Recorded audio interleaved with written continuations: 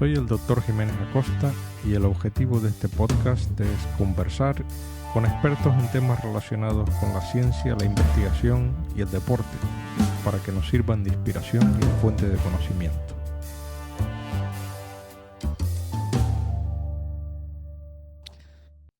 Carlos Sabín, doctor en física por la Universidad Complutense y ahora es físico teórico en el Departamento de Física Teórica de la Universidad Autónoma de Madrid. Me gustaría, Carlos, como a todo invitado siempre, hablar sobre los inicios tuyos. ¿Qué fue lo que te atrajo de la física? Si fue algo vocacional o fue que hiciste física porque tenías que hacer algo, o si tenías alguna referencia que te influyera en escoger esta carrera, y luego por qué dentro de la física te inclinaste por física teórica y física cuántica. Bueno, sí, entonces yo creo que soy un poco raro quizá en eso, porque supongo que la física es bastante vocacional, al menos lo he visto en muchos de mis compañeros, colegas, etcétera, ¿no? Y es la típica figura que vemos en las películas y en las series, ¿no? De que desde niño, pues yo qué sé, según cada uno, ¿no? Están destripando objetos para como son, o mirando las estrellas, o tal, ¿no? Tiene una vocación científica muy definida, pero no era mi caso en absoluto. Y la verdad es que al terminar el colegio, pues no tenía muy claro qué iba a hacer y mi primera inclinación era más bien la filosofía. Ujú. Eh, esa era la opción que estaba muy tentado de coger. En aquel entonces no había problema con la nota de corte, o sea, básicamente cualquiera que quisiera estudiar o filosofía o física lo podía hacer porque no había mucha demanda, digamos, comparada con la oferta. Por Ujú. tanto, yo sabía que si escogía filosofía iba a entrar. Y, pero bueno, pues que hablando con la familia y los amigos más cercanos, pues un poco me acabé dando cuenta de que, o sea, la física también me interesaba, digamos que la tenía como segunda opción, entonces en algún momento supongo que planteé la cuestión de, bueno, pues primero filosofía y después física. Ujú. eh, pero un poco empecé a ver quizá pues que, bueno, ingenuamente, porque creo que no es verdad del todo, pero pensé, bueno, la filosofía quizá no necesito tanto la formación académica, siempre voy a poder coger libros de filosofía Mm. y leerlos. Es un poco ingenuo porque luego ni tienes tanto tiempo para leer filosofía y al final, si lo quieres estudiar con rigor y Claro, profundidad, seguro que claro. te ayuda también la formación académica, ¿no? Ujú. Pero desde luego era consciente de que la física era casi imprescindible, ¿no? O sea, la carga de matemáticas que tenía y las materias y tal, o la estudiaba en la universidad o no la iba a estudiar seriamente nunca, ¿no? Ujú. Por tanto, me dieron esos argumentos mi hermano y alguna gente en la que confiaba y yo creo que eso me acabó diciendo, venga, pues voy a probar con física, pero como te digo, no era vocacional, podría haber estudiado muchas otras cosas. Ujú. Y, y lo que sí pasó fue que durante la carrera me fue gustando mucho la parte teórica Sí. y en concreto estas cosas de física cuántica y también la relatividad y tal, las cosas así un poquito más, digamos, no convencionales, ¿no? Las que todavía no habías visto en el colegio. Ujú. Y eso sí que me fue entusiasmando bastante, o sea, eso fue más vocacional. Pero fue ya Entonces hubo un momento en que después de que acabaste la carrera en la Complutense no, o todavía durante la carrera, o sea, cuando durante la carrera. empecé, digamos, el tercero o cuarto con asignaturas ya un poquito con este perfil de física cuántica, de relatividad, Ujú. y ya sobre todo lo que me determina completamente, pues es un profesor que es Guillermo García Alcaine, profesor de la Complutense. Era Guillermo un García Alcaine es de Madrid, él. Pues mira, me parece que de origen es de Aragón, o al Aragón. menos me parece que estudió en la Universidad de Zaragoza y luego vino a Madrid. No estoy 100% seguro, ya no lo recuerdo bien, pero creo que no es madrileño, ¿no? Y él fue la persona que te inspiró, digamos, o te motivó más para meterte en este campo, ¿no? Mm. Sí, él proponía estos trabajos que entonces se llamaban académicamente dirigidos, que ahora son lo que se llama trabajo de fin de grado, ¿no? Que es Sí. cuando haces, bueno, un pequeño trabajo, no tanto de investigación, a lo mejor, depende de cómo se plantee, ¿no? Puede ser simplemente pues, un poco de revisión de la literatura de un tema o mirar en profundidad algún tema concreto, pero que sí que puede tener un poquito ya de investigación. Y él planteaba un trabajo sobre fundamentos de física cuántica, en concreto sobre entrelazamiento cuántico. Y ahí eso, pues la verdad es que sí que me entusiasmó, tanto el hablar con él y ver cómo pensaba y cómo trabajaba y cómo era un poco el mundo de la investigación, tanto el propio tema bueno, pues la sensación de estar tú, siendo tú el que genera ya Ujú, ujú. de alguna manera humildemente conocimiento, ¿no? Pero que tú estás investigando un tema y que en ese momento Sí, pues ese tema, tú estás abriendo camino, digamos, ¿no? sí, Eres tú el que sabe sobre ese asunto, ¿no? sí. Pues sí, me fui entusiasmando más y vi que de alguna manera se me daba bien, tenía una cierta inclinación hacia coger un tema y estudiarlo con profundidad y tal. Y así fue, pero un poco yo siempre dije que pues, por azar, o sea, lo miro hacia Ujú. atrás y lo veo como una sucesión de azares que me llevaron por ese camino, pero que podían ir por otro lado. Y de luego hiciste la tesis sobre física cuántica, ¿no? O algo de información cuántica en la Autónoma Información cuántica en concreto. Sí. y tuviste una etapa también en el extranjero, ¿no? En Inglaterra, de formación. Eso es, hice la tesis en el CSIC, que en el Instituto de Física Fundamental, Ujú, sobre temas de información cuántica, que era un poco lo que había empezado también con estos trabajos en la Complutense. Y al terminar la tesis, a los pocos meses, pues sí, estuve 3 años en Inglaterra de postdoc. ujú. eh, y bueno, ya después de eso, pues volví a Madrid y sigo en Madrid desde entonces. Mm. Vale, luego me gustaría preguntarte al final un poco sobre la investigación en España y en comparación con otros países. Ah, Eh, estupendo. eh, vamos a centrar el tema en la física cuántica.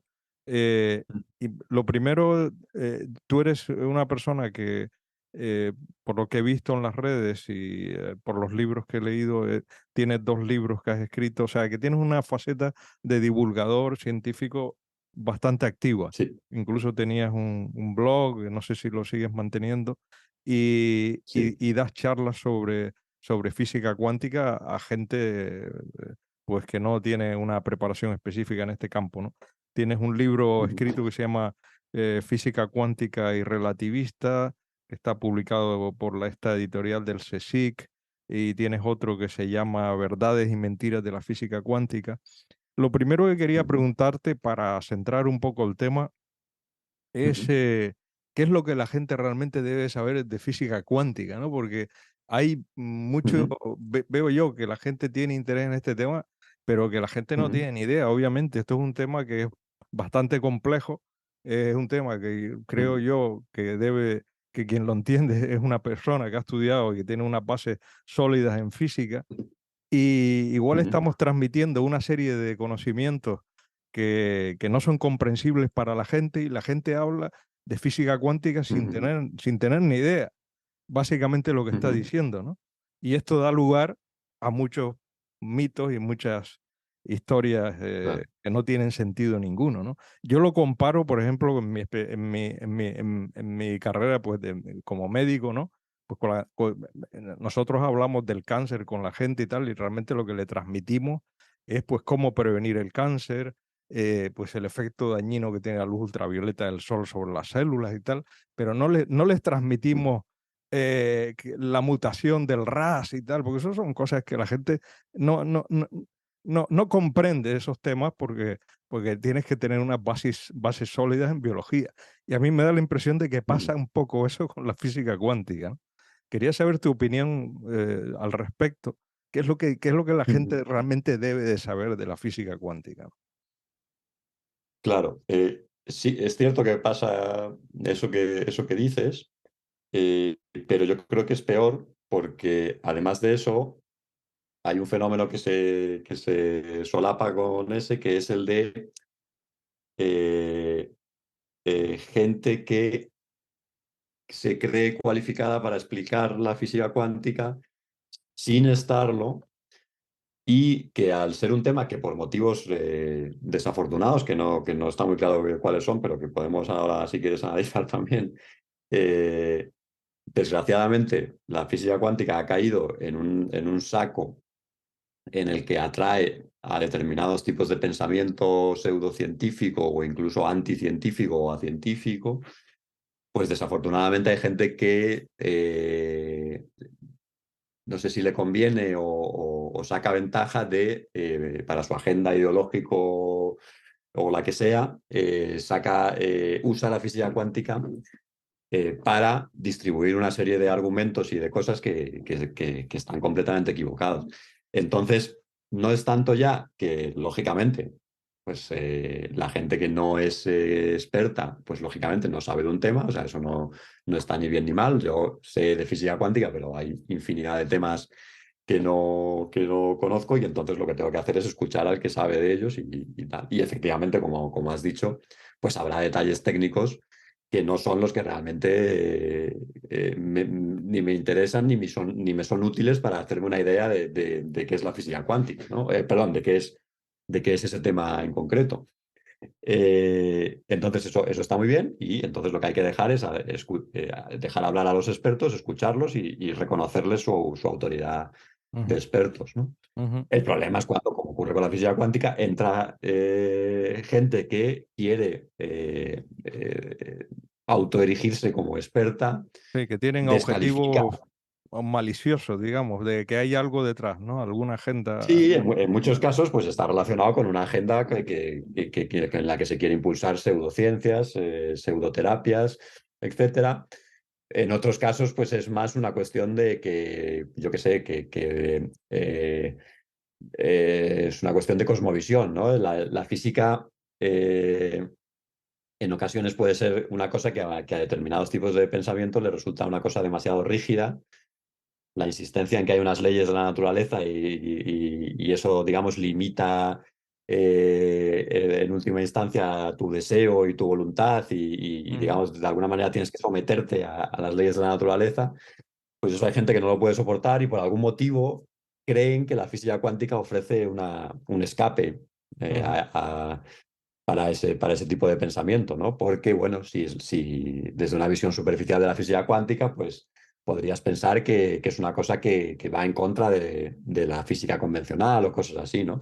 ya, Entonces, es ese tipo de discurso que esta gente pone en circulación, ¿no? ya, Es una especie de nueva física que va en contra de todo lo anterior, que ya, viola todas las leyes de ya, la naturaleza y que además tampoco entendemos muy bien, que todos ya, estamos todo el rato discutiendo unos con otros, incluso los expertos y tal, y que ya. por tanto, bueno, pues de alguna manera es una manera de rebajar el estatus de la física y decir, mira, sí, incluso en la física pasa esto, ¿no? Sí, sí, sí. Eh, Mm, y entonces, yendo a tu pregunta, qué es lo que la gente en realidad debe saber de la física cuántica, mm, pues yo lo primero que diría es que tiene que saber qué es física.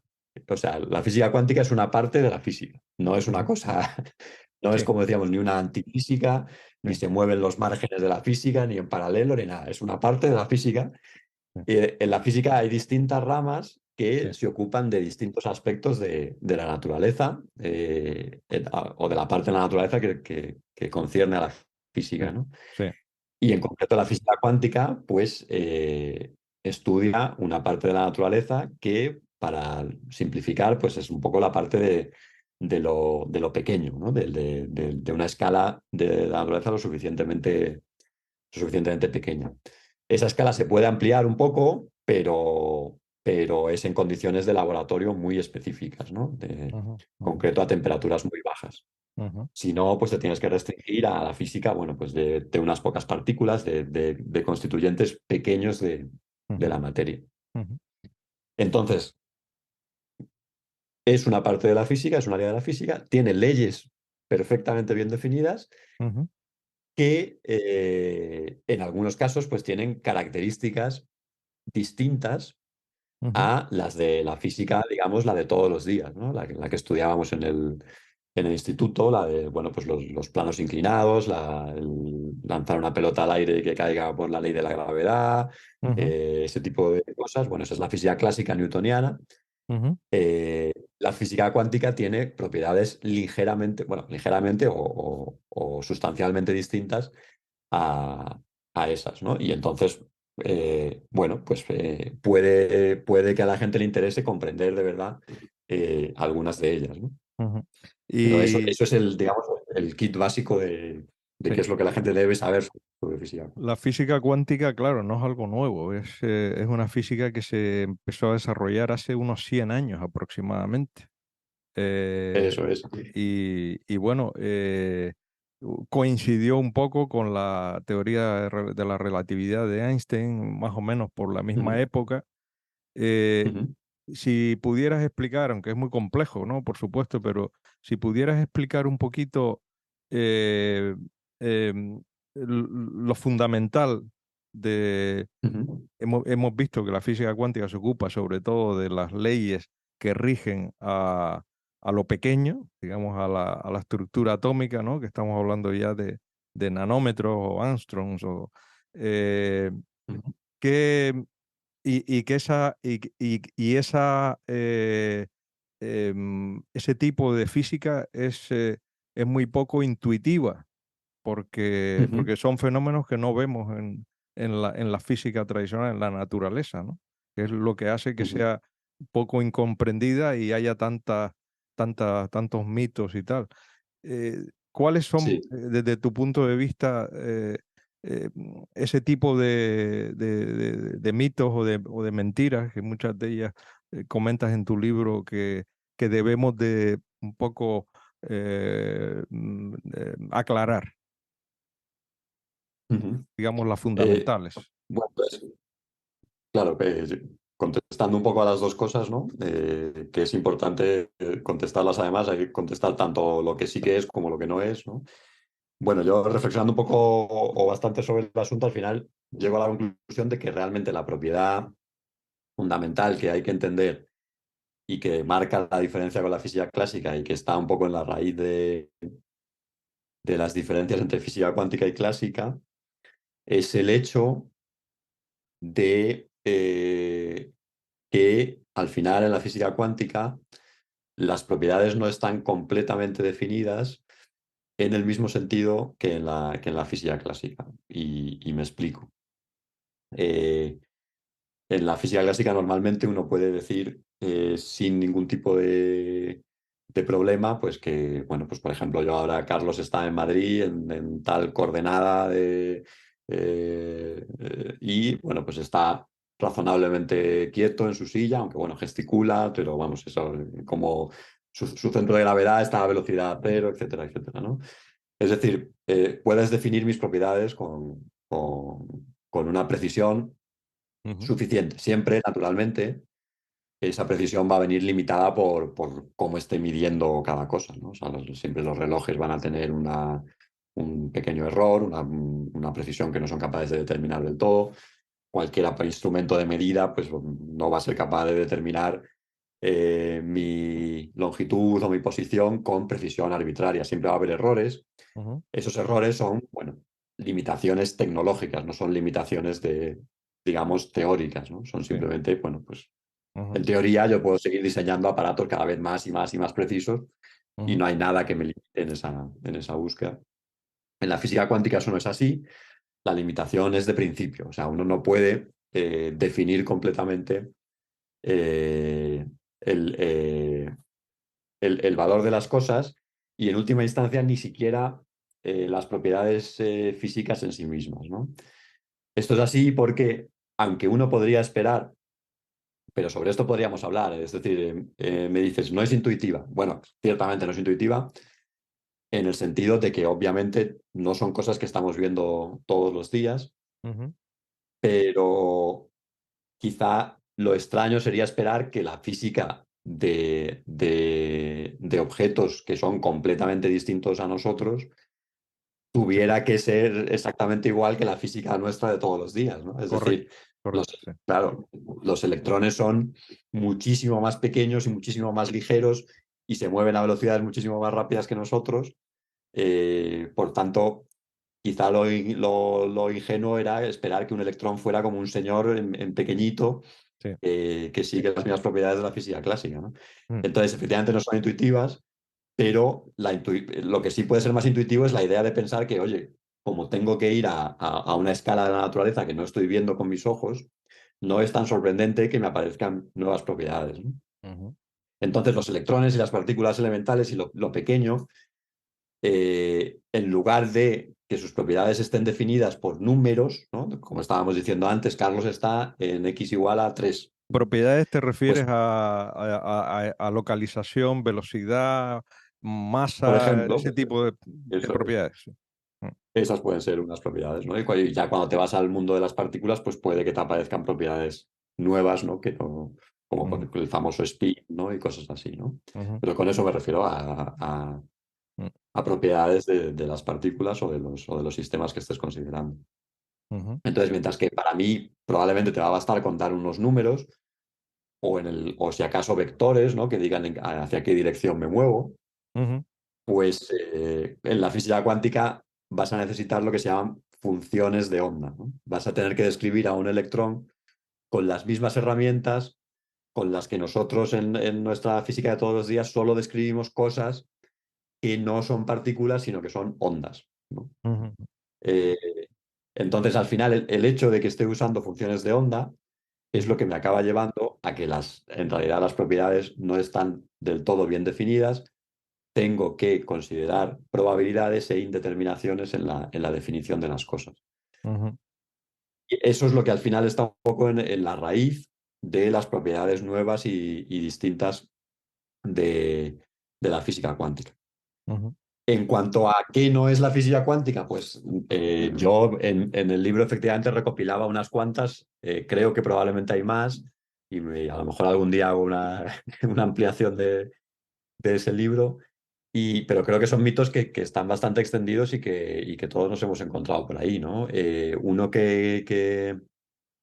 eh, en el que hago bastante énfasis es en el hecho de que no se transmite ninguna información a velocidades más rápidas que la de la luz, por ejemplo, que es una cosa que en cantidad de sitios, incluso en sitios medianamente, pues está mal explicado. O sea, en realidad el entrelazamiento cuántico no entra en ninguna contradicción ujú, con el principio básico de la física que nos viene efectivamente de Einstein, de la relatividad, ujú. de que no se puede transmitir nada a velocidades más rápidas, nada físico, a velocidades Esta más rápidas que pregunta la de la luz. esta pregunta te la habrán hecho miles de veces, pero yo es algo que no, vamos, que no entiendo tampoco. O sea, ¿por qué Ajá, nada puede viajar más rápido que 300.000 kilómetros por segundo? O sea, y cómo llegó Einstein sí. a ese, digamos, a ese número y por qué nada puede viajar más allá de eso? O sea, ¿cuál es el concepto? Claro, la pregunta del por qué siempre es muy peligrosa porque el por qué depende de dónde se quiera quedar uno, ¿no? O sea, yo puedo contestar por qué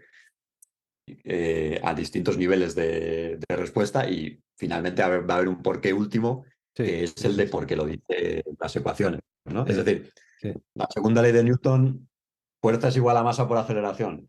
Oiga, pero ¿por qué? Bueno, mira, porque es una ecuación que Newton felizmente en algún momento escribió y yo puedo demostrar que es cierta en los experimentos, ¿no? ujú, Entonces, en algún momento hay que parar con los porqués y aquí yo creo que pasa un poco así, es decir, ujú, el edificio de la relatividad especial de Einstein se sostiene un poco sobre dos postulados y uno de ellos es el hecho de que la velocidad de la luz es la misma para cualquier observador. Eh, Esto yo creo que requiere un poco de explicación. O sea, lo normal es que las velocidades dependan de la velocidad de quien las está midiendo. ¿De acuerdo? ujú, O sea, si yo voy persiguiendo un tren porque no llego, cosa que me pasa a menudo, pues la velocidad del tren respecto a mí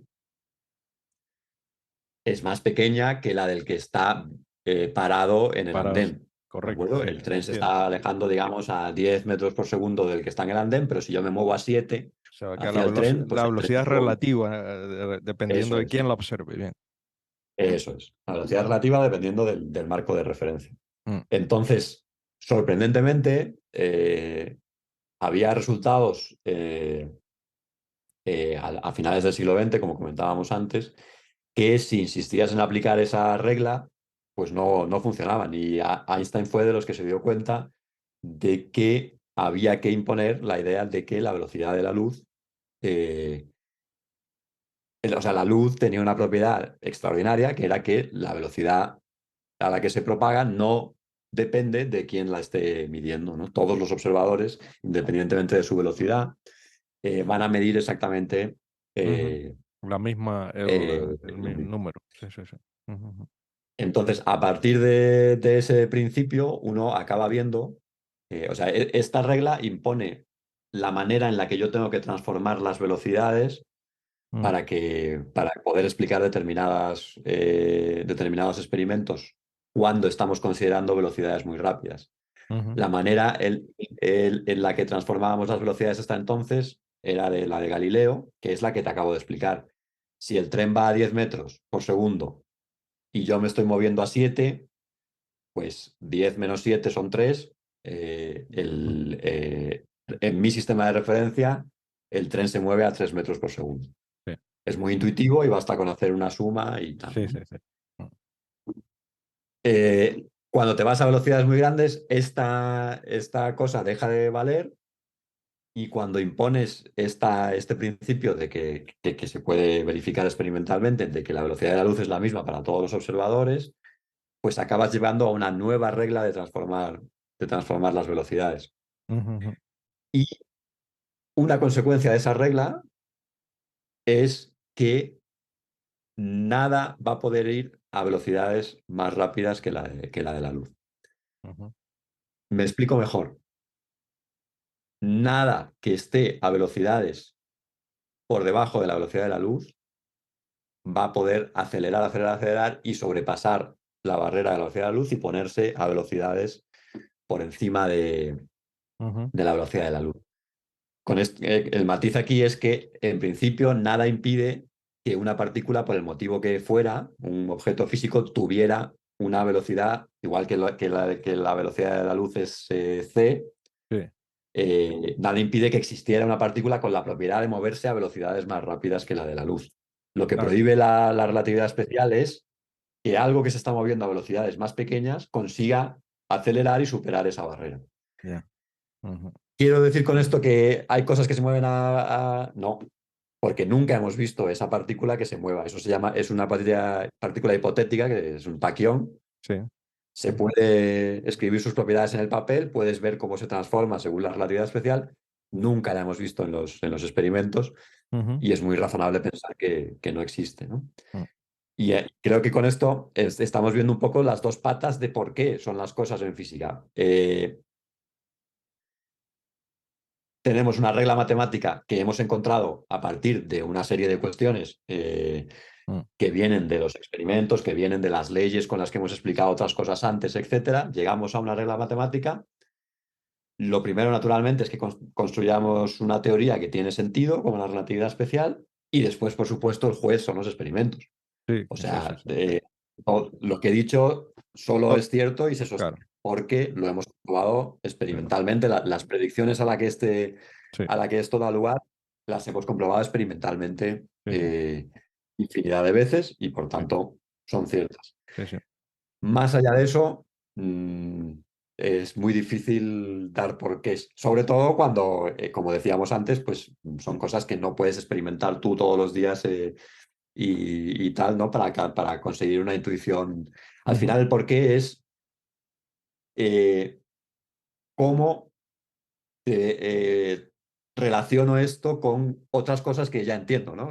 Ahí nos sí, quedamos satisfechos con una respuesta. Si yo te digo, no, no, eso es como si coges un tren o coges una polea y haces no sé qué y tal. Como ujú, eso son cosas que he visto muchas veces desde pequeño, ujú, me parece que eso me contesta a la pregunta del por qué, ¿no? ujú, Porque ya lo he llevado a un lenguaje que entiendo. ujú. en el fondo solo has pasado la pelota a otro terreno de juego, ¿no? Y en el otro terreno de juego tendrás que seguir contestando por qué y si por qué y por qué es. Ujú, Y lo que ocurre con la relatividad especial y con la física cuántica a lo mejor es simplemente que es muy difícil llevarlo a otro terreno de juego en el que me sienta más cómodo, ¿no? ujú, Y por eso nos parece que está menos explicado y le pedimos un porqué ujú. extra, que como te digo, no se lo pedimos a la segunda ley de Newton, que todos aprendemos en el instituto y Sí, sí, nos sí, sí. satisface porque la experimentamos todos Para los días experimentar, y ya no le correcto. queremos pedir, oye, ¿por qué? ¿Por qué? ¿Dónde, Claro, cómo es que sí, la fuerza es igual a la masa por la aceleración? sí, ¿Por sí, qué masa? ¿Por qué aceleración? sí. Te iba a preguntar, ¿tú crees que la relatividad, la ley de la relatividad, la física cuántica, eh, em, em, describen las leyes de la naturaleza o todavía nos queda por encontrar algo más? Sería una pregunta. Y si te parece, si estas han sido los descubrimientos en física más importantes en los últimos 50 años, ¿no? Sí, sin duda. O sea, la relatividad y la física cuántica son, bueno, pues las dos pilares de, de la física moderna y son las dos herramientas que tenemos para comprender la naturaleza, las dos más precisas y fiables que tenemos. Bueno, pues describen muchas cosas eh, de la naturaleza tal y, insisto, como la entendemos los físicos, ¿no? O sea, el tipo de cosas que conciernen, digamos, a la física. Eh, Queda una cuestión, bueno, puede quedar muchas, ¿no? Pero digamos así en términos generales, yo creo que en cuanto a la comprensión de las leyes fundamentales de la naturaleza, hay un tema que es el que más nos, digamos, nos preocupa, que sería la descripción cuántica de la gravedad, en el sentido de que las otras fuerzas fundamentales de la naturaleza, que son el electromagnetismo y las fuerzas nuclear fuertes y débiles, todas ellas han sido descritas de manera asombrosamente precisa y fiable y tal, con campos cuánticos, ¿de acuerdo? Que son teorías que combinan tanto la física cuántica como la relatividad. Ujú, Eh, por tanto, está la teoría cuántica de campos ahí, que en lo que concierne a esas tres interacciones, pues es básicamente perfecta. A partir de ahí es donde está toda la teoría de las partículas elementales, que en última instancia lleva al descubrimiento del bosón de Higgs y tal, hace unos años. O sea, es una ujú. teoría con muchísimas, tiene un nivel de comprobación experimental y de fiabilidad extraordinario. Y el problema es que hay otra interacción, que es la gravedad, que uno esperaría que también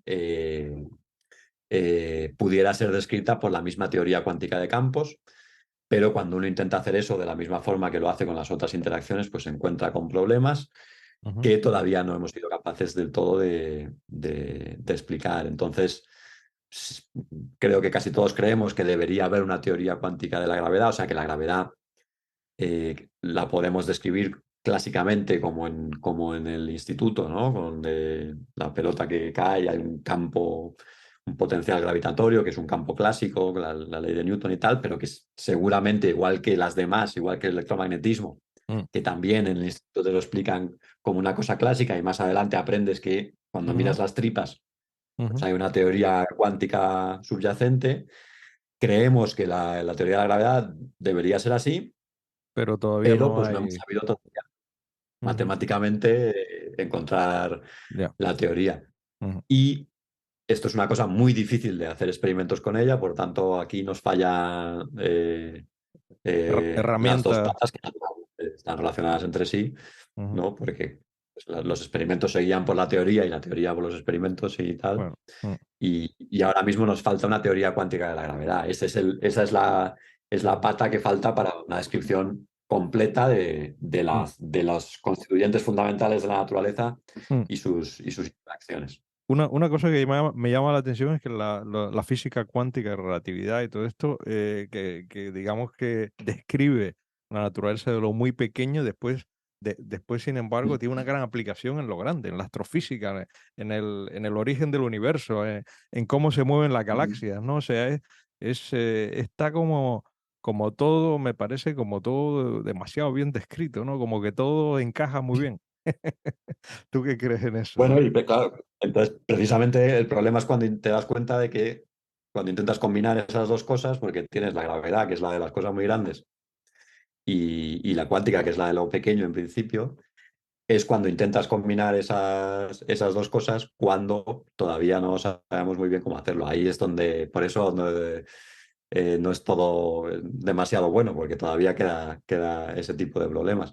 Ujú, ¿Cuándo te puedes encontrar? Claro, el tema es que esas situaciones son relativamente exóticas, ¿no? Desde luego no son de todos los días. ¿Cuándo te puede ocurrir eso? Cuando tienes un agujero negro, por ejemplo, que es una cosa muchísima masa concentrada en un sitio muy pequeño. Entonces tienes mucha gravedad, pero puede llegar a ser eso muy pequeño también, ¿de acuerdo? ujú, Por tanto, ahí tienes los dos mundos, ¿no? Mucha gravedad, cosa muy pequeña. Necesitas para determinados aspectos tanto la gravedad como la física cuántica y no sabes muy bien cómo hacer las dos cosas a la vez. ujú, Y pues, en el origen del universo también, o sea, cuando estaba todo el universo concentrado en un punto muy pequeño, pues lo mismo, tenemos una cosa muy pequeña, pero con muchísima masa, con muchísimos constituyentes. Vamos a necesitar elementos de las dos cosas y ahí es donde nos falla. ujú. Entonces, precisamente ahí está el problema, en Sí, esa especie de sí. incompatibilidad entre lo grande y lo pequeño. Quería preguntarte algo ya más de aplicación práctica. Digamos, qué aplicaciones ha traído la física cuántica a a nuestra vida común? ¿Qué aplicaciones para que la gente entienda de que esto no es solamente una cosa, una teoría que se ha Ujú. comprobado experimentalmente, sino que tiene sus aplicaciones, ¿no? Sí, digamos que aplicaciones en las que sistemas físicos, cosas físicas que en última instancia necesitan de una descripción cuántica para entenderlas bien del todo, pues hay un montón. Por ejemplo, el láser, ¿me acuerdo? Que tiene aplicaciones pues Ujú. infinitas, ¿no? En nuestra Sí, vida diaria, ubicuas, ¿no? Desde, sí, sí, desde los lectores de aquellos DVDs que teníamos y CDs, etcétera y tal, pues a cosas en medicina y sí, tantísimas otras, ¿no? sí. Láser, por ejemplo, la célula fotoeléctrica del ascensor, o sea, esto que hace que, Se abran que, y que se cierran las abra y puertas. se cierre, Mm, eso es, pues se basa en el efecto fotoeléctrico, que es una de las contribuciones de Einstein a la teoría cuántica y es una de las cosas de las primeras que llevaron a la construcción de la física cuántica, porque se dieron cuenta de que efectivamente necesitabas ciertas ideas cuánticas para entender bien algunas propiedades del efecto fotoeléctrico, ¿no? O sea, el ujú, hecho de que iluminas un metal y eso genera una corriente, ujú, ¿vale? Con lo cual, cuando te pones delante de la célula fotoeléctrica del transistor, interrumpes la corriente porque estás interrumpiendo la luz, ¿no? ujú, Y entonces el ascensor pues, deja de cerrarse y se vuelve a abrir. Y por supuesto, lo del ascensor es un poco una curiosidad, pero el efecto fotoeléctrico también se aplica en muchísimos otros aparatos, etcétera, ¿no? ujú, Entonces hay un montón de sistemas que al final en las tripas llevan la física cuántica que llevan décadas en la tecnología ujú. eh, de todos los días. Eh, el que nos esté oyendo se puede preguntar, bueno, entonces, ¿por qué ahora tanto rollo con las tecnologías cuánticas? ¿Por qué ahora habláis de tecnologías cuánticas con el ordenador cuántico, etcétera, ¿no? Ujú, Porque esto es un poco distinto, ¿no? Ya no es que, por ejemplo, creo que digamos, la gente que realmente maneja la tecnología de los láseres o del efecto fotoeléctrico o de las células, no tienen ninguna necesidad de conocer la física cuántica, porque, como estaba diciendo, lo que ocurre es simplemente que algunos detalles de la teoría, pero que no son muy relevantes para el funcionamiento de los aparatos, Claro. requieren de una explicación cuántica, ¿de Mm, acuerdo? Pero digamos, los principios con los que opera la tecnología, no, sí, no hay nada genuinamente cuántico ahí, ¿no? sí. Ujú. Y esta es la novedad de estos nuevos aparatos de los que hablamos ahora, ¿no? Ordenadores cuánticos, etcétera. Aquí lo que estamos haciendo es explotar directamente las propiedades genuinamente cuánticas de las que hablábamos un poco al principio Sí, de la sí. charla, o sea, las diferencias entre la física cuántica y la clásica. Mm. Esas diferencias son el principio de operación de esas nuevas tecnologías que estamos desarrollando, ¿no? De Yo, ahí que, te sí, quería preguntar precisamente por la computación cuántica. Hace poco tuve un invitado físico también, ¿no? Y uno de sus comentarios fue ajá, que la computación cuántica va a revolucionar todo. Y con todo, bueno, él dijo, todo, sí. Va a permitir desarrollar modelos de la naturaleza mucho más precisos, con mayor complejidad, hacer mejores predicciones. Es decir, realmente no nos imaginamos nosotros es así, que esto va a cambiar totalmente muchos modelos, nos va a cambiar la vida, la computación cuántica va a tener tanto impacto. Esa es una pregunta, ¿no? Y luego te preguntaré, bueno, si en realidad hay ya algún computador cuántico y la dificultad para su construcción, ¿no? Yo por lo que entiendo, por lo que se ve, el problema son las temperaturas, que tienen que estar a temperatura de cero absoluto o algo así. Corrígeme si estoy diciendo algún sí. disparate, pero eso es lo que yo No, entiendo. no, muy bien. Sí, bueno, respecto a lo primero, y sin querer entrar en contradicción con mi colega, que no sé quién era, no lo sé. Es decir, la respuesta honesta ahora mismo es que no sabemos exactamente de qué manera la computación cuántica va a impactar en la sociedad. Por un lado, con cierto nivel de aproximación a la cuestión, el potencial es infinito, ¿no? Es decir, uno puede efectivamente contestar todo, ¿no? Porque en principio, en teoría, pues un ordenador cuántico podría hacer montones y montones de cosas. Pero honestamente no sabemos si vamos a conseguir tener ese tipo de ordenadores cuánticos, entre otras cosas porque no sabemos si el nivel actual de interés, de inversión de los gobiernos, de las grandes tecnológicas, etcétera, se va a mantener. Y si quisiéramos llegar a semejante tipo de aplicaciones, es necesario invertir cantidades astronómicas de dinero, de talento, de esfuerzo, etcétera, ¿no? Por tanto, no sabemos, ahora mismo nadie lo sabe, cuál va a ser el desarrollo final de la computación cuántica. Y por tanto, no sabemos exactamente de qué manera va a impactar en la sociedad. Eh, en el corto plazo, en lo que uno más o menos puede vislumbrar, yo tampoco preveo revolución de nuestra vida cotidiana. Es decir, lo que se va vislumbrando son aplicaciones que pueden tener muchísimo interés, eh, pero que un interés científico, académico y con algunas primeras aplicaciones que sí que pueden ser más tecnológicas y más con aplicaciones más sociales, pero cosas, digamos, eh, restringidas a áreas muy concretas y demás, ¿no? ¿Por qué? Porque lo cierto es que los ordenadores que tenemos ya hacen montones de cosas y las hacen muy bien. Yo siempre pongo este tipo de ejemplo, o sea, es muy poco probable que el ordenador con el que me estoy comunicando ahora mismo contigo, este Mac que tengo aquí tan estupendo, algún día vaya a ser sustituido por un ordenador cuántico portátil y tal, ¿no? Porque, o sea, la primera pregunta es ¿por qué? ¿Para qué iba a querer hacer eso? Si con este ordenador resuelvo todo lo que se me ocurre. O sea, Sí, es correcto. decir, Sí, no. sí, sí. Sí, ¿qué Hay muy poco. proporciona el ordenador cuántico? Eso sería también mi Exacto, pregunta. exacto. ¿Qué te proporciona Claro, entonces, además de velocidad de transmisión de claro. datos? La cuestión es que los ordenadores cuánticos podrían resolver problemas que ahora mismo están fuera del alcance mm, de mi ordenador, por supuesto, pero de los supercomputadores más potentes, de estos que juntan montones y montones de ordenadores operando en paralelo y tal. Hay determinados problemas que van más allá del alcance de eso. pero como te puedes imaginar, son problemas que no son de nuestra vida de todos los días, de voy a Claro, mandar un email o voy a tal, claro, sino que entiendo. son problemas de tipo científico, Científico, claro, tecnológico muy avanzado. claro.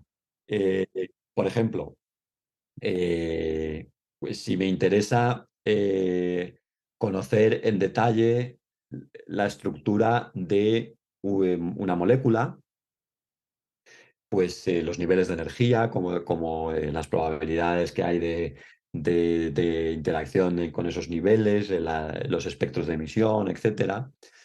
Bueno, los físicos que se dedican en ese área, los físicos moleculares, pues usan unos métodos y unas aproximaciones que les permiten hacer eso con mucha solvencia con ordenadores clásicos, pero a medida que las moléculas son más complicadas, pues eso es cada vez más y más complicado. Y si tú quieres hacerlo manteniendo el nivel de sofisticación y de precisión de tu conocimiento de esos niveles de energía y de las propiedades de la molécula, pues llega un momento en que para moléculas moderadamente grandes, pues un ordenador, por muy potente que sea, clásico, ya no tiene capacidad suficiente para hacerlo. En teoría, un ordenador cuántico podría resolver ese problema.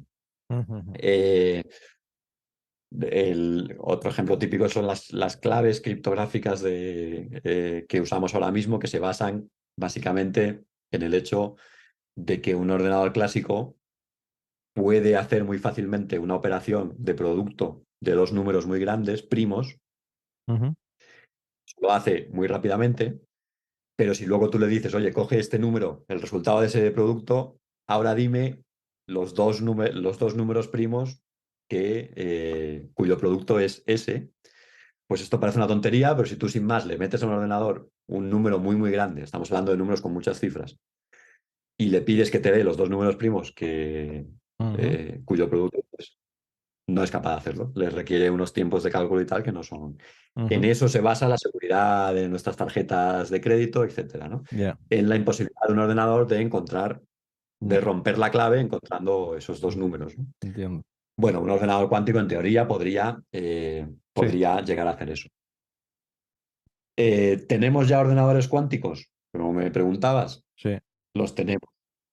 Ujú, La cuestión es que no tenemos ordenadores cuánticos que sean capaces de hacer estas cosas que estoy diciendo, que tengan esas aplicaciones tan extraordinarias. No ujú. pueden resolver todavía esos problemas, Ajá. porque para resolver esos problemas sabemos que necesitamos ordenadores cuánticos más grandes Ujú, en el sentido de que tengan más y más lo que se llama bits cuánticos qubits, ¿no? El ujú. equivalente a los bits ceros y unos Sí. de los ordenadores clásicos son los bits cuánticos, qubits. Ujú, Los ordenadores cuánticos que tenemos ahora mismo tienen unos poquitos, ¿de ujú, acuerdo? Del orden de los más avanzados, del orden de 100 ahora mismo, ujú, ujú, ujú. no sé el dato concreto, pero Sí. de ese orden de magnitud. Y el problema, efectivamente, como tú muy bien mencionabas, es que para que se puedan comportar de manera cuántica y por Ujú, tanto tengan propiedades que no tienen los ordenadores clásicos y puedan llegar a resolver esos problemas y esas tareas con las que explota un ordenador clásico, para que puedan hacer eso, requieren de unas condiciones muy, muy extraordinarias de laboratorio, porque estas propiedades cuánticas, aunque a veces en la divulgación y en las noticias científicas y en lo que se dice por ahí no se hace hincapié en esto y se nos cuentan batallitas un poco raras sobre que el entrelazamiento cuántico uno puede estar en un confín del universo, el otro en no sé qué y tal. No, en realidad el entrelazamiento cuántico es muy frágil y requiere de unas condiciones muy particulares de laboratorio, claro. siquiera para durar unos microsegundos, ¿de Sí, sí, acuerdo? sí. Claro. Entonces, como tú muy bien decías, lo fundamental, por ejemplo, es la temperatura. Para que un ordenador cuántico funcione, los qubits estos están metidos en una especie de neverita en la que se les pone a temperaturas no como nuestras neveras, sino muy cercanas a, como bien decías, el cero absoluto de temperaturas. Ujú, Eh, Aún así, esa pequeñísima temperatura hace que el ordenador se desvíe ligeramente de lo que nos dice la teoría. ujú, Y esas ligeras desviaciones, esos errores que ujú. comete, ujú, A medida que tú vas acumulando qubits y vas acumulando operaciones sobre ellos, porque quieres hacer cosas cada vez más complicadas, como por ejemplo ujú, descomponer un número muy grande en números primos o encontrar los niveles de energía de una molécula muy grande, ujú, pues a medida que vas aumentando el número de qubits, los errores son cada vez más grandes y te encuentras con que tu ordenador cuántico no vale. ujú, Entonces el desafío es cómo seguir aumentando el número de qubits sin seguir aumentando los errores. ujú, O cómo ser capaz de corregir errores, como hacen nuestros ordenadores, que tienen mecanismos, digamos, en los que se autocorrigen, en cierto ujú, modo, los errores. ujú, eh, Cómo ser capaz de corregir errores de manera que el ordenador cuántico siga funcionando con las propiedades cuánticas que le ujú. exigimos. Ahora mismo los protocolos de corrección de errores exigen aumentar aún más el número de qubits, por tanto te siguen poniendo en el mismo dilema de Ya. cómo aumentar el número de qubits sin Ujú, aumentar dramáticamente el error de tus ujú, ordenadores. Entonces esa es la batalla, ir ujú, poco a poco subiendo el ujú, número de qubits. ujú. Y bueno, para esa batalla, pues como te decía al principio, hace falta muchísimo dinero Dinero y e muchísima inversión, claro, sí, gente. trabajando en ello. Por Eh, tanto, bueno, pues Quería hacerte algunas preguntas sobre la aplicación que no sé si alguna vez te has trabajado en el tema de biología o medicina, ¿no? De, ajá. de cómo la tecnología, la física cuántica, si se está aplicando para, digamos, modelizar, cuantificar matemáticamente procesos biológicos, ¿no? Por ejemplo, procesos que ocurren dentro de la célula humana, ¿no? Si puedes comentar algo de esto. Sí, no, evidentemente no soy experto, no es un tema en el que yo en concreto haya trabajado, pero sí que, bueno, he visto algunas cosas y he oído a colegas que trabajan en él. A la hora, sobre todo, de contarlo y explicarlo, creo que hay que ser bastante cauto y no confundir, porque se podría llevarnos precisamente a ese tipo de malentendidos en los que cae mucha gente, a veces de manera interesada y otras no tanto. Eh, es decir, podría haber efectos cuánticos de alguna manera en procesos biológicos. Mi aproximación es que siempre va a ser una cosa, como decía antes, en las tripas, ¿de acuerdo? Es decir, que eh, para cierto nivel de aproximación al asunto y según lo que me interese, pues tal vez pueda sacar alguna lección de aplicar la física cuántica, pero desde mi punto de vista parece muy complicado que realmente te vaya a aportar algo que no supieran ya los biólogos, digamos, a nivel macroscópico. Porque a Ujú, nivel macroscópico, ujú, y con macroscópico me estoy refiriendo incluso a cosas pequeñas, pero que, es decir, una célula es relativamente macroscópica comparado con el nivel cuántico, ¿no? ujú, Eh, a nivel macroscópico no son sistemas cuánticos, eso es así. sí, Que en las tripas, naturalmente todos en claro, las tripas pongo comillas, es metafórico evidentemente, pero que me sí, refiero a que que dentro de dentro de la cuando uno estructura va claro. metiéndose más y más en la estructura de las cosas, claro, todo en última instancia está hecho de partículas, ¿no? Y todo debe responder a las leyes de la naturaleza, leyes físicas y Claro, químicas, ¿no? En realidad, exacto. nuestro organismo Claro, pero en ese nivel fundamental. Eso no quiere decir que a medida que si me voy a un nivel macroscópico, la descripción cuántica o la descripción microscópica me vaya a aportar nada útil. Es entiendo. decir, Sí, sí. ya sabemos que en esta habitación hay trillones y trillones de moléculas de aire, por ejemplo. Eh, Cada una de ellas, claro, es un sistema cuántico, cómo no va a serlo, ¿no? Ujú, Pero para describir lo que pasa en esta habitación, ¿necesito la física cuántica? Pues para nada. ¿No? Es decir, no es razonable analizar cada una de las moléculas de aire y decir, uy, pues esta se mueve con esta velocidad. No. Entonces, sí me sirve, por ejemplo, la termodinámica para saber la temperatura de esta habitación. que es, digamos, una aproximación estadística a lo que está pasando. mm, No necesito la física cuántica para nada. mm, La puedo necesitar para comprender teóricamente determinadas cosas que me interesen a mí teóricamente, ¿no? O sea, es interesante saber que la temperatura, pues no deja de ser una medida de la energía cinética de las moléculas, ¿no? Un promedio de la energía cinética de las moléculas. O sea que si hay mucha temperatura es porque el aire se está moviendo a mucha velocidad. Las moléculas de aire están moviéndose. sí, Bueno, pues eso me puede interesar a mí desde el punto de vista teórico mm, y para decir, pues oigan, no enciendan un ventilador porque no va a servir para gran cosa, usen un aparato de aire acondicionado, que es lo que realmente va a rebajar la temperatura de la habitación y tal. mm. Pero no me va a aportar gran cosa para la descripción macroscópica Sí, de esta habitación, ¿no? igual lo que podría aportar sería para lo que comentaste antes, para el comprender quizás mejor las estructuras de las proteínas o a nivel tan Sin duda, elemental, ¿no? Sí. para alguna de estas cosas. Claro, exacto. Por ejemplo, el plegado de proteínas, ¿no? La manera en la que se pliegan, yo creo que sí que podría ser una aplicación medianamente realista que se pudiera vislumbrar según el tipo de cosas que sabemos que los ordenadores cuánticos van a poder hacer.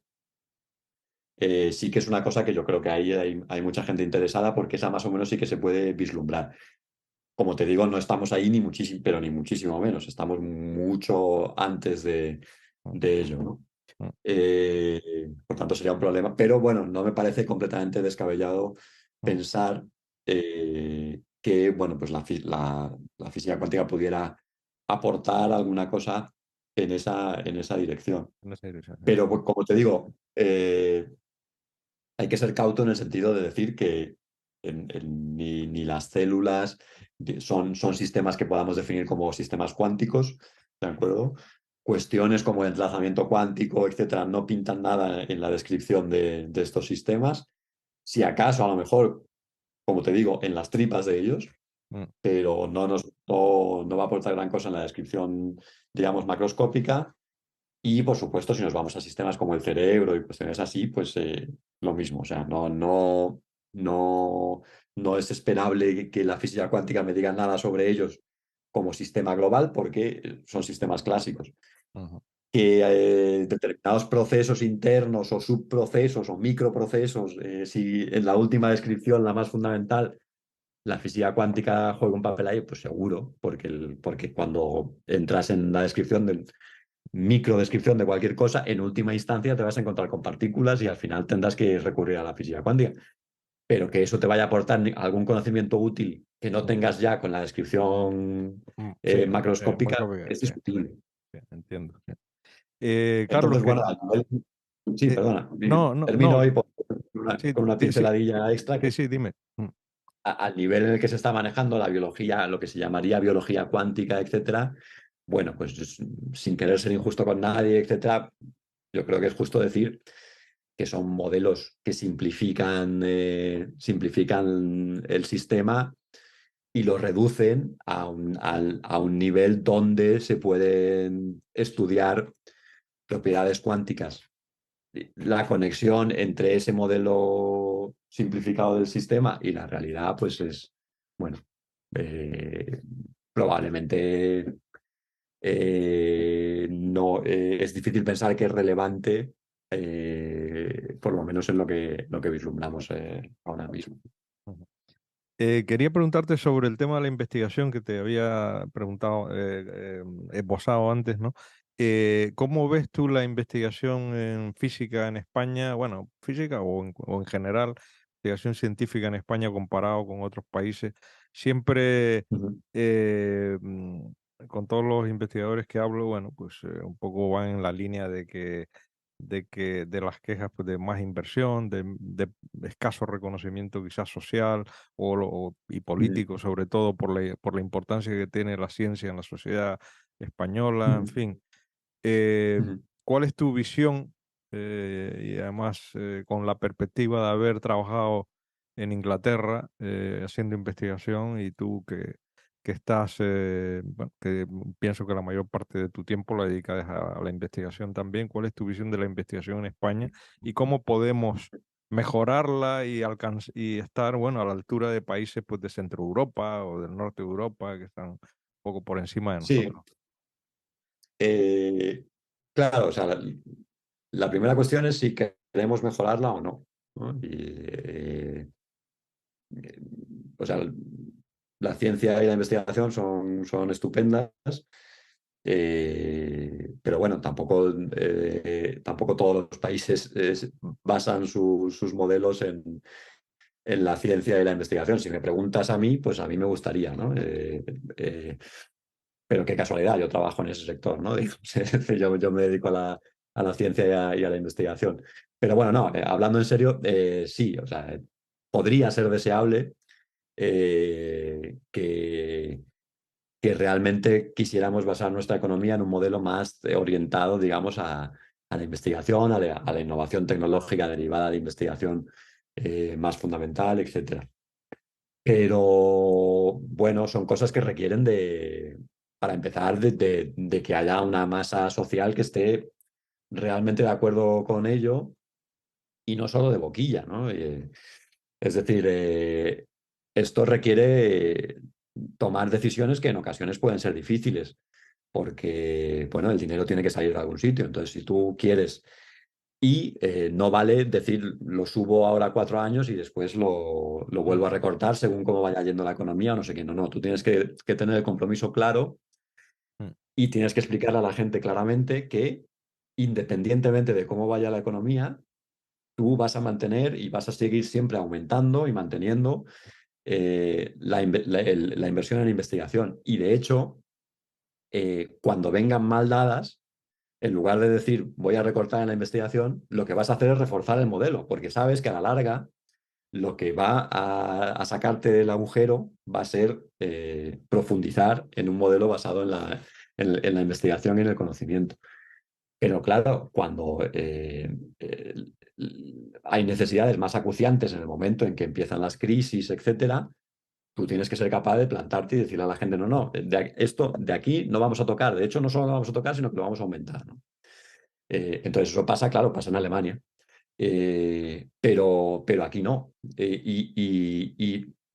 La cuestión es si podría pasar. Bueno, podría pasar, pero requiere de cambios que son muy profundos y muy estructurales. Como te digo, para empezar, no estoy muy seguro, más allá de declaraciones más o menos bien intencionadas, etcétera, que haya una masa social que realmente piense lo que estamos haciendo aquí y esté dispuesta a afrontar las consecuencias de verdad, no a hacer discursos más o menos bonitos sobre lo ya, bonita que es la ciencia y tal, sino saber que sí, eso, para ser consecuente con eso requiere de una inversión sostenida, aumentada en el tiempo y tal, sí.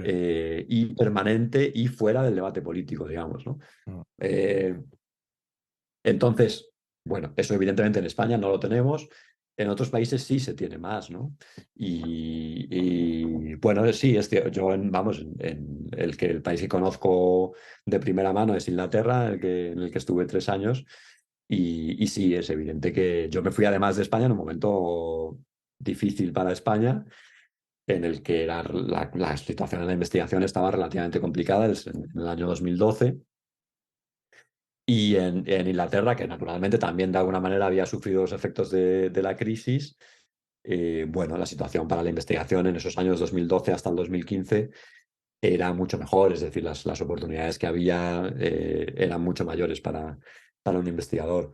Y hay otros países que no conozco de primera mano, pero sí muy de segunda mano, en el sentido de que muchos colegas, amigos, etcétera, han estado allí y me cuentan sus experiencias y conozco más o menos cómo son los sistemas científicos y tal. Alemania es el ejemplo evidente, ¿no? ujú, Pues efectivamente, o sea, las oportunidades son mucho mayores, el nivel de inversión, de compromiso de los gobiernos es infinitamente mayor ujú, y la cuestión del reconocimiento social que tú dices, pues es muchísimo mayor, ¿no? sí, España, por más, insisto, que hayan discursos más o menos altisonantes y tal, y a lo mejor si quieres la cosa va mejorando ligeramente, pero al final es difícil incluso explicar que yo soy doctor, ¿no? ujú, Igual que ujú, tú eres doctor, que ujú, yo también lo soy. O sea, son cosas que la gente durante muchos años ignoraba que un investigador en física teórica lo primero que hace es adquirir el título de doctor, ¿no? ujú, Entonces, creo que son cosas que van cambiando a medida que va pasando el tiempo, pero en España no van cambiando tampoco dramáticamente porque haya un cambio de modelo, ujú, sino bueno, por la pura estadística de que bueno, cada vez hay más gente dedicada a la investigación, porque es un país que ha tenido un periodo de prosperidad y de estabilidad relativamente largo, entonces lógicamente eh, pues hay gente que hay, digamos, cada vez hay más doctores, ¿no? Por ujú, pura estadística, la gente sí, se va topando más con doctores y no es un concepto ya tan extraño como ujú, lo era hace 15 o 20 años. Pero más allá de eso, ujú, pues no detecto ujú, que haya un cambio de modelo hacia un modelo más basado en la ciencia y el conocimiento. Como ujú, te digo, ujú, a mí me gustaría que el país fuera de otra manera, seguramente sí. claro, ¿Es esto tan dramático como a veces decir? Pues a lo mejor no tanto, ¿eh? Yo tampoco me gusta ser quejica en el sentido de que, ujú, oye, los que nos hemos dedicado a la investigación al final pues lo hemos hecho porque hemos querido, tampoco nadie nos ha obligado. Y correcto. aunque la investigación tiene incertidumbres y precariedades y Mm, tal, bueno, las mm, hay mucho peores. O sea, sí, mm, es decir, hay gente que pasa por dificultades mucho mayores. sí, Durante la propia crisis que mencionábamos antes, pues sí, cuando digo que había dificultades, pues me refiero a que yo me tuve que ir al extranjero a investigar, ¿no? Y estar tres ujú, años allí. sí, Pero bueno, lo cierto es que mi formación, mi capacitación, digamos, me permitía irme al extranjero y tener un trabajo de calidad. mm, Otra gente a lo mejor no tiene tan sencilla mm, esa salida ujú, y pasa a otro tipo de dificultades, ¿no? Mucho mayores. ujú, Entonces, no creo que presentarnos ante la sociedad como quejicas y tal sea tampoco mm, una buena aproximación. Y de hecho, además de la inversión, creo que el verdadero problema que tenemos y que es compatible con tener distintos tipos de inversión, en realidad es el nivel de burocracia a veces absurda a la que se nos somete sí, a los sí, científicos españoles. O sea, yo creo que sí es una cosa que ves cuando comparas inmediatamente con casi cualquier otro país sí, del entorno occidental, digamos. sí, Eh, por ejemplo, si te pongo el ejemplo de Inglaterra, o sea, el nivel de burocracia que se nos sí, exige directamente a los científicos, ¿no? Que sí, nos sí, tenemos que sí, ocupar de determinadas cuestiones completamente ajenas a nuestra sí, formación y capacidad y que nos sí. quita un montón de energía y de tiempo para Y otras de cosas. tiempo, sí, sí. Y que luego no Esa sirve yo creo que para, no sirve para nada, sino es- simplemente para tener los documentos ahí y tal, y eso es, estadísticas, eso es. historias. Pero la verdad que donde deben de Esa yo estar creo que sí es una... es investigando y no rellenando papeles y eso ocurre en Eso todas es, las áreas y yo creo que todo el mundo me ha dicho lo mismo, ¿no? Mira, Carlos, eso es. quería Entonces, esa sí que preguntarte, es una característica sí, sí, distintiva de España con y que otro, no haría falta aumentar muchísimo la inversión. De hecho, a lo mejor servía para también para hacer más reducir. eficiente la inversión. Eso es.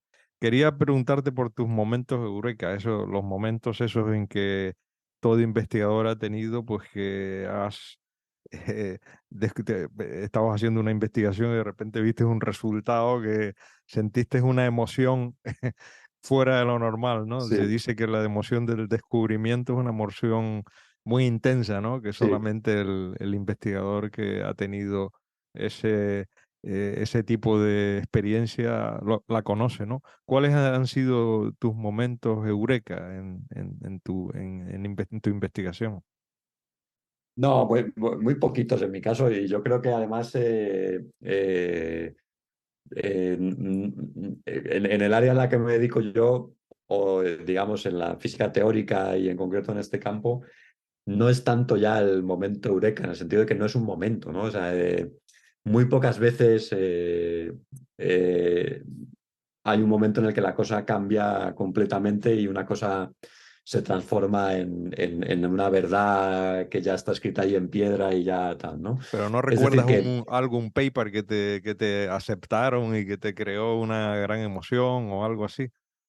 Eh, sin duda, pero no tanto un momento concreto en el que yo dije eureka, sino un proceso, ¿no? sí, sí. En el que después de haberte equivocado un montón de veces, haberle dado un montón de vueltas a una con lo cual al final cuando consigues llegar al resultado correcto, Ujú. pues ya no, no tienes tampoco esa euforia de la eureka, sino que lo que dices es, bueno, pues ya está, venga, hala, ¿no? Y Ya entonces hay una satisfacción ahí pero te de un quitan un peso de proceso muy... encima, ¿no? Casi. Ujú. Entonces, pero bueno, sí que yo creo que hubo uno que sí que se puede parecer más al de Eureka, porque realmente como que en muy poco tiempo resolví una cuestión concreta que me preguntaban mis colegas experimentales en un paper que estábamos haciendo entre teóricos y experimentales, que era básicamente, no quiero entrar en detalles ahora porque creo que ya no vamos a tener tiempo, pero vamos, que era una cosa en la que creo que es un resultado que está de los más bonitos en los que participaba, en la que se generaban tres fotones Ujú. eh, a partir de tres fotones, tres partículas de luz, digamos, Ujú. a partir de uno, ¿de acuerdo? Hay un proceso que era bien conocido en la física cuántica, que es cómo se hace esto, pero con pares de partículas, ¿no? O sea, el proceso según el cual uno puede, a partir de un fotón con una frecuencia, generar un par. Ujú. Esto es bien conocido y de hecho a mí me interesa precisamente por el hecho de que esos pares tienen correlaciones cuánticas, entrelazamiento cuántico, propiedades cuánticas. Y lo que estábamos haciendo ahí era, estábamos intentando demostrar que por primera vez habíamos en un sistema hecho esto, pero con un trío de partículas, ¿no? Ujú. Lo cual aumenta la riqueza del asunto, ¿no? Porque ya no tienes un par, sino que tienes varios pares Ujú. de partículas dentro de este trío y el propio trío, ¿no? Con cada una de esas cosas puedes hacer cosas, ¿no? Ujú. Y bueno, pues recuerdo que había una gráfica que nos mandó el experimental, o sea, se trataba de conseguir explicar los resultados a partir de nuestra teoría, ¿no? Ujú. Mandó la gráfica y decía, bueno, pues a ver, pues, era una gráfica complicadísima con un montón de...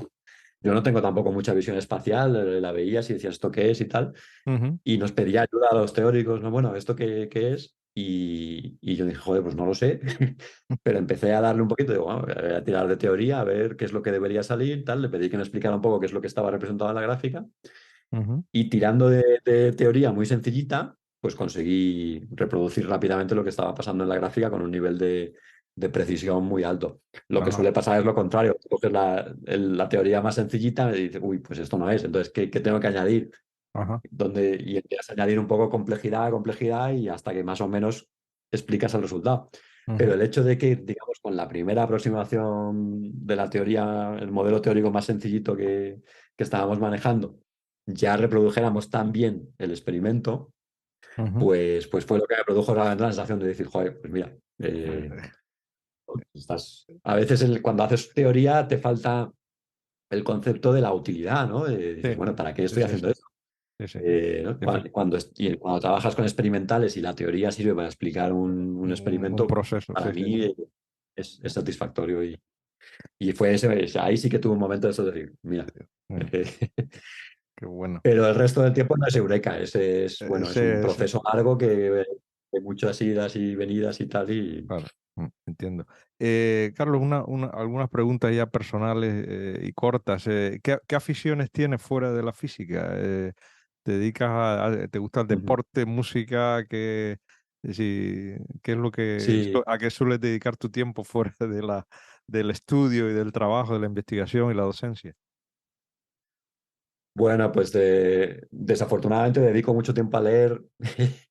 Leer cosas que no es de mi investigación. De hecho, tengo la regla clara de no leer prácticamente, bueno, sí que he leído divulgación científica de física y tal, pero intento que sea lo que menos leo fuera del trabajo, digamos, Ujú. porque me gusta mucho la literatura y me gusta, bueno, como te decía al principio, la filosofía. Y entonces leo muchos libros que no son absolutamente científicos ni nada. Y de hecho, como te digo, lo que más leo son cosas que no son científicas. Ujú. Eso me apasiona. De hecho, hago mis pinitos escribiendo cosas y tal. Quiero Ujú. decir, no solo los libros de divulgación, sino que a mí me gusta mucho escribir. Ujú. Eh, en mi blog, aunque es de divulgación científica, creo que se ve un poco la vena de que a mí en realidad con lo que más disfruto es con una vena ligeramente Literaria. literaria ¿vale? ujú, Es decir, que lo que intento es que esos posts, aunque están dedicados a un tema científico, sean divertidos, a menos de leer, ujú, estén relacionados con escritores, con películas, con literatura. ujú. Eh, Soy muy cinéfilo también, me gusta muchísimo el cine Ujú. y soy un gran aficionado al baloncesto. Ah, sí, también. Sí. Qué He bueno. jugado mucho al baloncesto en mi vida, lo estoy recuperando ahora, tras años Ah, sí. de no, bueno, he seguido el baloncesto como aficionado, pero también he sido jugador y ahora estoy recuperando un poco a nivel de aficionado con equipos dentro de la universidad y tal. Ujú. Y, y Yo sí, yo esas son ujú. Entrevisté las a mayores uno aficiones. de los invitados que entrevisté fue un jugador de baloncesto profesional, pero yo no sé si tú Ajá. lo llegaste a conocer porque tú eres más joven. Carmelo Cabrera, que jugó en el Real Madrid. La- Hombre, no Carme- le, claro, yo soy más joven, pero es una leyenda absoluta, es entonces una leyenda del Real le Madrid conozco. que jugó la época de Bravender, de Luik, de Eso, Rullán. eso. Era el equipo del Madrid, o sea, que lo ganaba todo, ¿no? Copas de Europa en España solamente había, ganaba todas las ligas. Y es canario, él es de Gran Sí, sí, Canaria, ¿no? Entonces, en claro. uno de los podcasts lo entrevisté, es un tío formidable, ¿no? Bueno, ya Claro. aprovechando que lees tanto y que dinos algún libro o de divulgación. Me gustaría que me dijeras alguna divulgación científica, física Ajá. o de la ciencia de la Ujú, naturaleza que especialmente ujú. recomiendes a los oyentes y también alguno de literatura o de lo que se te ocurra que tú creas que son libros Muy bien. que todo el mundo debería de leer, ¿no? Muy bien, ¿no? En la divulgación científica, que como te digo, pues al final tampoco soy gran experto, pero sí que he leído algunas cosas. Dos que voy a mencionar porque creo que son de los que más me han impresionado. Es divulgación científica, divulgación de la física, vamos Física, a sí, sí, decir. sí. Sí. Eh, Uno es un libro de Kip Thorne, que es el premio Nobel de Física reciente relacionado con las ondas gravitacionales. Ujú. eh, y es un físico, digamos, relativista, ¿no? O sea, él se dedicaba a la relatividad general. Y es un tipo que es realmente también un gran escritor y que ha estado relacionado con los guiones de películas. Ha colaborado con el guión Ah, vale, vale. Sí, me de- suena de Interestelar Interestelar y tal, sí. ¿Te y de acuerdas de ese Contact libro? también. Estoy El mirando. libro ese es algo así como agujeros negros y tiempo Ah, curvo, y se tiempo llama. curvo, correcto, sí. Y The Science of Interstellar también. La ciencia. Tiene ese libro también, Sí, que no he leído, sí, pero el que a mí me impresionó mucho, está tanto en español como en inglés, creo que hay traducción en español, aunque no sé si es muy fácil de encontrar ahora mismo, sí, pero creo que sí la hay. Y es Agujeros Negros y Tiempo Curvo, lo el tengo, sí. escandaloso legado de Einstein o algo así se llama.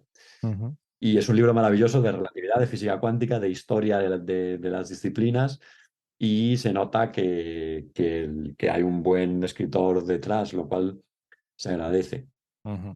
Y, y el otro que me gusta también mencionar es de Roger Penrose, Ah, Roger Penrose, sí. eh, La nueva mente del emperador, Que es que matemático ahora en realidad, sí. naturalmente eso es. Ahora estaría de muchísima actualidad por las tesis que sostiene sobre la inteligencia artificial y demás. Tesis que van un poco, no son muy canónicas, digamos, van un poco a contracorriente digamos, del boom de la inteligencia artificial que está ahora viendo ahora mismo, pero que son interesantísimas Ujú, de leer y de nuevo es un hombre muy culto y muy interesante, no solo por sus inmensos conocimientos de física y matemáticas, sino en general, ¿no? Eh, por tanto, en cuanto a libros de divulgación sobre física, ujú. hablaríamos un poco de estos. Sí, Ya, si se puede considerar divulgación científica a los libros de Richard Dawkins, por ejemplo, pues son libros que también. he leído recientemente y que me gustan. El gen egoísta me impresiona mucho. eh, Sí, y creo que, bueno, creo que Dawkins obviamente es un excelente escritor, o sea, eso se ve en sus libros.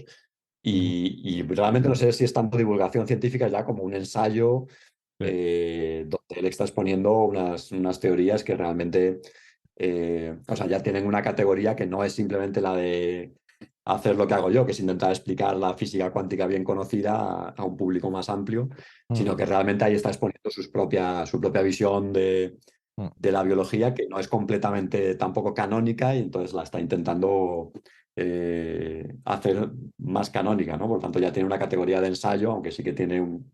Para ujú, poder explicar ese ensayo, pues tiene que divulgar también partes de la biología ujú, que no son tan conocidas, ¿no? ujú. Y en cuanto a la literatura, es que sería infinito, ¿no? Claro.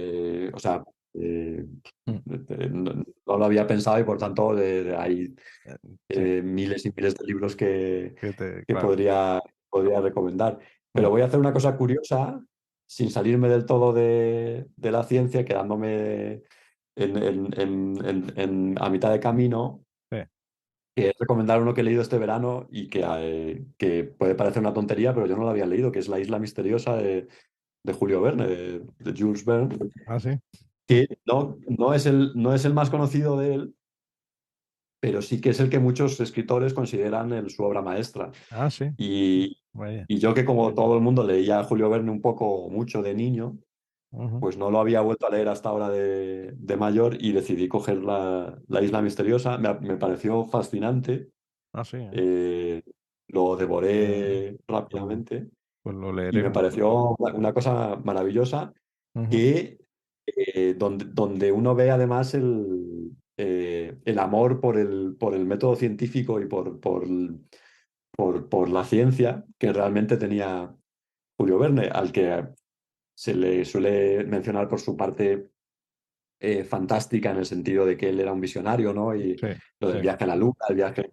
Bueno, en la Isla Misteriosa ves que realmente eso nace de su conocimiento de las leyes de la naturaleza al Sí. nivel que se conocían entonces, Pero pero de su amor por realmente cómo el método científico podía hacer progresar a la a la humanidad, manera. y de Sí. ahí que, sin querer desvelar todo lo que ocurre en el libro para el que no lo haya leído, Ujú, no es el típico relato de náufragos porque es una gente que llega a una isla, pero en lugar de malvivir y sobrevivir de mala manera y estar a expensas de las fuerzas de la naturaleza, pues lo que hacen estos tíos, gracias a que tienen a un ingeniero entre ellos, es inmediatamente empezar a transformar su entorno ujú, y conseguir construir y llegar a producir cosas que les hacen vivir de manera bastante confortable en un ajá. tiempo relativamente corto, gracias a los asombrosos conocimientos científicos del Ya. ingeniero y a su capacidad para llevarlos a la práctica con la ayuda de sus amigos, ¿no? Sí. Entonces me pareció realmente bonito Ujú. eh, como este gran escritor tenía esa parte de Es, amor por el método científico, ¿no? Muy en la científico. línea del siglo XIX, de las ideas de la ilustración y del racionalismo, ¿no? Sí. Y Ujú, como esto se traducía en una historia ujú. que es fascinante, ¿no? Pues Y bueno, me he Carlos, acordado ahora, ¿eh? lo he leído hace poco. Ya, ya. Carlos, te agradezco mucho, no te quiero robar más tiempo, que nos hemos pasado de la hora largamente. Muy bien, Me ha encantado muy hablar bien. contigo y estoy seguro que a los oyentes del podcast les habrá también gustado mucho la conversación. Te deseo, bueno, lo mejor en tu carrera científica y te felicito por tu etapa de divulgador que espero que la continúes. ¿Cómo se llama el blog tuyo, para que lo sigan la gente? Sí, se llama Cuantos Completos, ¿Cuántos completos? ¿Y como si sueles fuera cuentos, pero escribir cada cuánto? Quiero decir, ¿tienes un periodo en el que intervalos de tiempo? Sí. intento ser bastante regular. Yo creo que cada 2, 3 semanas estoy escribiendo algo. A veces se me ocurren varios temas en la misma semana. Otras veces igual pasa un mes o un mes y medio, ¿no? No Mm, tengo un horario completamente definido, pero soy bastante regular. Y la cuestión que si tienes un 30 segundos la comento es, este es sí. un blog que ha estado mantenido hasta ahora, hasta hace unos meses, por la plataforma de blogs de investigación y ciencia que se llamaba Stilogs. Lamentablemente, Investigación y Ciencia ha desaparecido, la revista y toda la página web y toda la información que había en esa página web, incluidas los blogs, han desaparecido. Por tanto, yo ahora me las apaño como puedo, intentando revivir cuantos completos que antes tenía, el apoyo y la visibilidad de Investigación y Ciencia, lo Claro, cual hacía que mucha más gente lo leyera. claro. Bueno, ahora yo he creado mi propio sitio y sí, he subido todas esas entradas de tantos años Ujú, a este nuevo sitio y voy poniendo nuevas cosas, ¿no? ujú, Naturalmente la repercusión es menor porque me lee mucha menos gente y tal, ¿no? claro, Entonces aprovecho para decirlo. ujú. Y por lo demás, lo mismo, ha sido un placer tener esta conversación y muchas gracias por la invitación. Muchas gracias, Carlos. Como conclusiones de este episodio quiero destacar lo siguiente. En primer lugar, la física cuántica, a diferencia de la física tradicional, se ocupa sobre todo de los procesos que ocurren a nivel de lo muy pequeño, a nivel de las partículas atómicas. En segundo lugar, probablemente junto con la teoría de la relatividad descrita por Einstein, la física cuántica y la teoría de la relatividad son probablemente los dos grandes hitos de la física del siglo XX. Además, estas leyes que explican muchos fenómenos de la naturaleza han sido demostradas en múltiples ocasiones por la experimentación con absoluta precisión. En tercer lugar, aunque la física cuántica ha permitido comprender cómo actúan fuerzas de la naturaleza como el electromagnetismo o las fuerzas nucleares, dice Carlos Sabin que todavía los físicos no han podido combinar o desarrollar una ley que relacione la física cuántica con la gravedad. Este es el tema todavía que queda por, digamos, por concluir. Y en cuarto lugar, hablando de la investigación en España, Carlos Sabin coincide una vez más con otros invitados anteriores en que lo que falta sobre todo en España es inversión en ciencia y sobra burocracia. Pues esto es todo, amigos. Espero que este episodio les haya gustado. Volveremos en 2 semanas con un nuevo episodio de Aprendiendo del Experto, en el que hablaremos en esta ocasión sobre inteligencia artificial y su aplicación en medicina.